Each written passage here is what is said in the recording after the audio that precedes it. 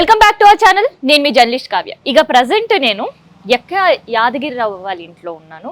So ఒక్కసారి సార్ని మాట్లాడియడానికి వచ్చినాను. సో ఒక్కసారి వాళ్ళ ఇంట్లో మనం చూస్తుంటే ఎక్కడ చూసినా శిల్పాలే.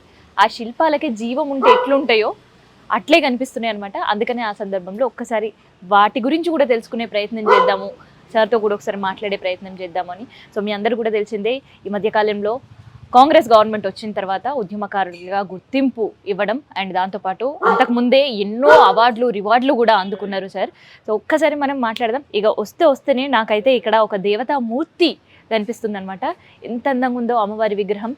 సో ఒక చేతనేమో త్రిశూలం, ఇంకొక చేత కత్తి, ఆశీర్వచనం, ఇవన్నీ కూడా అమ్మవారి సంబంధించి కనిపిస్తున్నాయి. సో ఈ శిల్పాల గురించి ఒక్కసారి తెలుసుకుందాం, సార్తో ఒకసారి మాట్లాడదాం. సార్ దండాలు. నమస్కారం.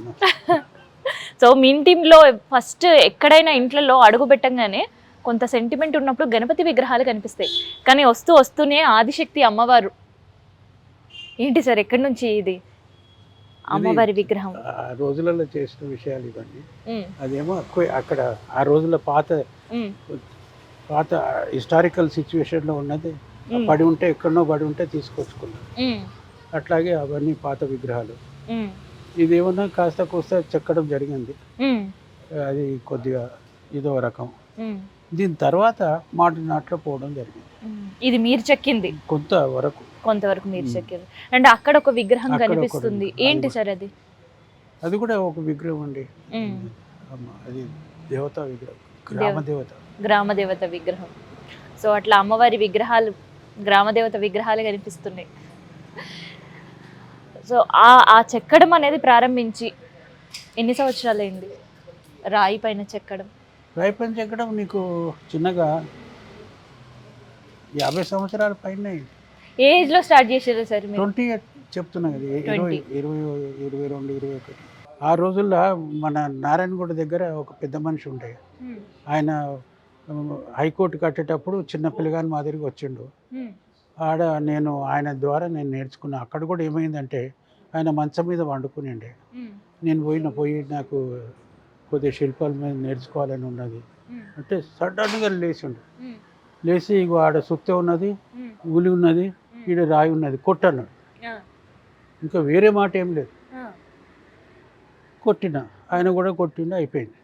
నేను అన్నా, నువ్వు సడన్గా లేచి నాకు ఇట్లా చెప్తున్నావు, మళ్ళీ రేపురా ఎల్లుండ్రా అనొచ్చు కదా, వస్తూనే ఉండు అనొచ్చు కదా అంటే, నువ్వు ఇప్పుడు వచ్చిన ముహూర్తం చాలా పెద్ద ముహూర్తము, దాన్ని నేను వదులుకోదలుచుకోలేదు, నీకు ఇచ్చినంత.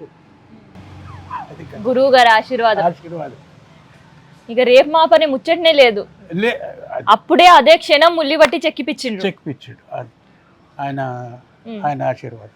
మీరైతే నేర్చుకోవాలి, నేర్పిస్తారని అడగనికి పోయినరు ఆ రోజు. ఆడికి పుట్టిన ఇట్లాగే పోయినా. మామూలుగా ఎట్లా తెలుసు మరి నారాయణ కూడా రాళ్ళు కొడతారు కదండి నాల పక్కకు. అప్పుడప్పుడు పోతుంటాం, చూస్తుంటాం, వీడు ఉన్నారు కదా పెద్ద మనుషులు అన్నట్టు పోతాం. ఇక ఒక దినం సంకల్పం అయ్యింది, పోయినా నేను. ఆయన ఆడ ఉల్లి ఉన్నది, ఈడ సొత్తే ఉన్నది, రాయి ఉన్నది, కొట్టాను. అప్పుడు ఉల్లి పట్టుకోవడం అదే మొదటిసారి ఆయన ఆశీర్వాదం తీసుకొని. మీకేమో ఉల్లి పట్టుకోనికి రాదు, సుత్తే పట్టనికి రాదు, మరి ఏంది అది? అందుకే కదా టెక్నిక్స్ నేర్పించిండు ఆయన. ఇంకొక విషయం చెప్పిండు ఆయన. ఒక బోల్డర్ ఉంటుంది, బోల్డర్ తెలుసు కదా, పెద్ద పెద్ద గుట్టలలో ఒక రాళ్ళు ఉంటాయి. దాన్ని సెంటర్ ఆఫ్ గ్రావిటీ అనేది ఒక అవసరం ఉంటుంది. సెంటర్ ఆఫ్ గ్రావిటీ అనే టెక్నికల్ వర్డ్. అది ఎక్కడికి వెళ్ళి ఎట్లా తీయాలి, ఇట్లా లేపితే హ్యాంగ్ కావాలి, కింద మీద పడకూడదు.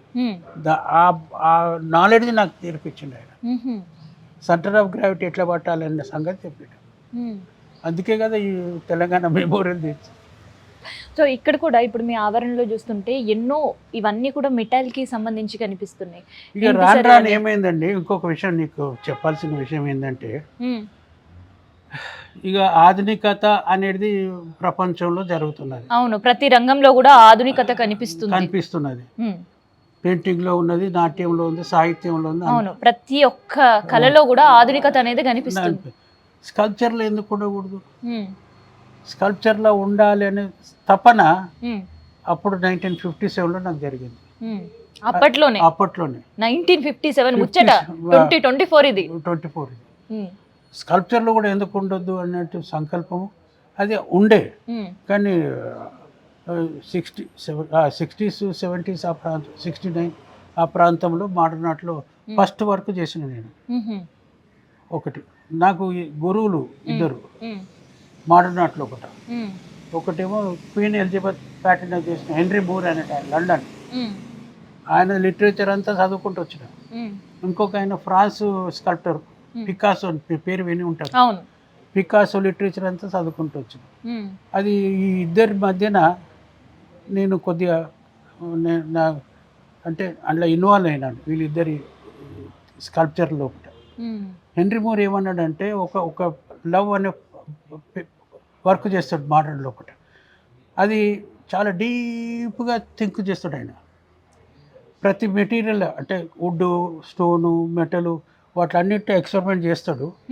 మళ్ళీ లవ్ అనే పదాన్ని డీప్గా మదర్ అండ్ చైల్డ్ అనేది, ఫ్యామిలీ అనేది డీప్గా ఆయన స్టడీ చేస్తాడు. స్కల్ప్చర్లో తీసుకోవాలి, చాలా ఇంటర్నేషనల్ లెవెల్ వర్క్లాగా.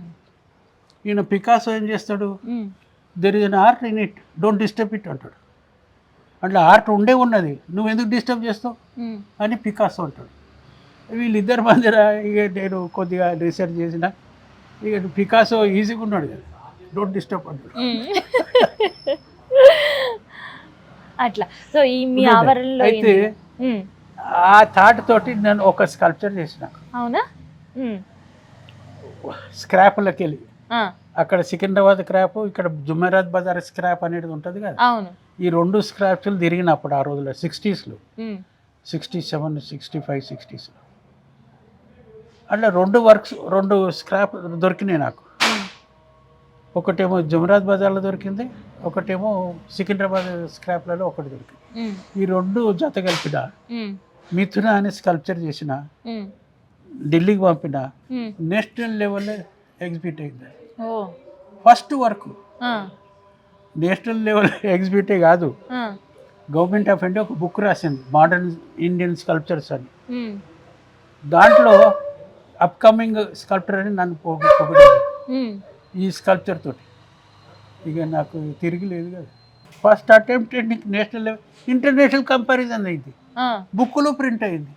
ఇంకా నువ్వు మళ్ళీ చూస్తావా? అద్భుతం అసలు. ఉన్నది ఫోటో ఉన్నది. అవునా? ఆ ఫోటో కూడా మనం చూద్దాం. సో ఫస్ట్ అవార్డు ఆ పిక్కి సంబంధించి ముచ్చటైతే తెలుసుకున్నాం, కానీ ఆ పిక్ కూడా మనం చూసే ప్రయత్నం చేద్దాం ఉందంటున్నారు కాబట్టి సారు. సో ఒక్కసారి ఇంటి ఆవరణ చూస్తే ఇంత అక్కడి వరకు అంతా స్టోన్ ఆర్ట్ చూసినాం కదా, సో ఇదేంటి సార్, ఈ ఆర్ట్ ఏంటి అసలు? ఇది మెటల్, ఇది ఎక్స్పెరిమెంటేషన్ అండి, ఆధునిక శిల్పము ఇదంతా. ఇప్పుడు అది చూడండి, అది బర్డ్ అన్నమాట, అది బర్డ్ అది బర్డ్ ఎట్లా ఉన్నా చూడండి. మళ్ళా బర్డ్ ఉన్నది, మళ్ళీ అది మెటల్లో ఉన్నది, మళ్ళా ఎంత మెసేజ్ ఇస్తున్నది బర్డ్ అని. కానీ బర్డ్ అట్లా ఉంటుందా? ఇది మోడర్న్ అన్నమాట. బర్డ్ ఉండదు, బర్డ్ మాదిరిగా ఉంటుంది, అది మోడర్న్. ఇది పక్షి గాని పక్షి అంటారా? పక్షి గాని పక్షి పక్షి గాని పక్షి పక్షి. ఇప్పుడు ఇది కన్ను కన్నేనా? కన్నే. అయితే ఓకే. అంటే పక్షి గాని పక్షి అనేసరికి మళ్ళీ ఇది కన్నా లేదని నాకు. లేదు, కన్ను. కన్ను కూడా ఏంది, అవైలబుల్ మెటీరియల్. ఇది డోంట్ డిస్టర్బ్ ఇట్, పికాసో గారు చెప్పింది, డోంట్ డిస్టర్బ్ ఇట్. కానీ దీన్ని వాడుకో, కన్ను మాదిరి ఎంత గంభీరంగా ఉంది కన్ను. అవును, చాలా అద్భుతంగా ఉంది. అట్లాగే ఇవి రెక్కలు, మరి ఇవేంటి? అవి రెక్కలు, దాని రెక్కలు ఆల్రెడీ అవైలబుల్ స్క్రాప్. ఇది అవైలబుల్ స్క్రాప్ ఇది. సో అట్లా పక్షి, ఫిష్, ఇవన్నీ ఫిష్లు, ఇవన్నీ చేపల. ఇదేంటి సార్ మరి? ఇది గ్రోత్ అనే పదం ఉంటుంది కదా, చెట్టు గ్రోత్ ఉంటుంది కదా. అవును, ఇది గ్రోత్. అదేమో గూడు కట్టుకున్నది, ఇది కూడా. ఇదేంటి సార్? పక్షి. ఇది పక్షి, దాని సంబంధించిన వర్క్స్. ఇది గ్రోత్ ఇది అవైలబుల్ మెటీరియల్. ఇది కార్వింగ్ చేసింది కాదు, పోసింది కాదు. డోంట్ డిస్టర్బ్ ఇట్, పికాసో అన్నాడు. దీన్ని అరేంజ్ చేసిండ్రు వర్క్. ఇప్పుడు నువ్వు ఇది తలుసుకొని చేయాలంటే నీ జన్మలు సరిపోవు. అవైలబుల్ ఉంది, డోంట్ వరీ. ఎంత బాగుంది చూడండి. ఒక గ్రోత్ అనమాట, గ్రోత్ అవుతుంది కదా. అక్కడ పక్షి, ఇక్కడ దానికి సంబంధించిన గుళ్ళు గోపురాల గుడి, ఇట్లా ఇవన్నీ ఉన్నాయి. ఇదేంటి సార్ మరి? ఇది స్కల్ప్చర్ అనుకోండి. అన్నిటికీ ఇక చెప్పాలంటే కుదరదు. స్కల్ప్చర్ సంగీతం ఉంటుందండి, మొదటి నుంచి ఆఖరి వరకు విన్నాకనే నీకు సంగీతం అవపడతాడు. నడమ నువ్వు డిస్టర్బ్ చేసి ఇదేంటి అంటే వాడు ఏం చెప్పడు. అంటే మీరు చెప్పే దాని గురించి వింటుంటే ఇంకా వినాలని అనిపిస్తుంది. ఉన్న సంగతి అంటే మీరు ఒక ఇమాజినేషన్స్ తో చేయడం అసలుకి ఊహకు కూడా అందట్లేదు. ఉండదు. ఎందుకంటే దీంట్లో ఒక విషయం, గుళ్ళు గోపురాలతోటి మనం దేవతల విగ్రహాలు చూస్తున్నాం, రాముడని కృష్ణుడని, అవి చూస్తూ చూస్తూ వస్తున్నాము. దానిపైన రకరకాలుగా పుస్తకాలు ఉన్నాయి, సంగీతం ఉంది, వర్కులు ఉన్నాయి, అన్నీ ఉన్నాయి, ప్రచారం ఉన్నది. దీని ప్రచారం ఏంటి? అవును. మళ్ళీ దీనికి ఎట్లా అర్థమవుతుంది మీకు? అర్థం కాదు కదా. ఇది నా ఓన్ థింకింగ్, నా ఓన్ రచన. నీకు అది కమ్యూనికేట్ కాదు, అది నాకే అవుతుంది. కానీ చూసి సంతోషపడాల్సిన విషయం ఉంటుంది. అది ఆ రకంగా మోడర్న్ ఆర్ట్ అనేది వస్తుంది. ఇక్కడ చూడండి, ఇది ఇది ఇన్స్ట్రుమెంట్, మ్యూజికల్ ఇన్స్ట్రుమెంట్ ఇది, అవునా? ఇగో ఇవన్నీ మ్యూజికల్ ఇన్స్ట్రుమెంట్ ఉంటుంది కదా. అవును. ఇగో ఇవన్నీ ఇది ఎగ్జిబిషన్ పెడుతున్నాను, పెట్టాలి. ఇది కూడా సో మ్యూజికల్ ఇన్స్ట్రుమెంట్ ఇది. సో మెటల్ ఆర్ట్ అన్నీ చూసినాం కదా.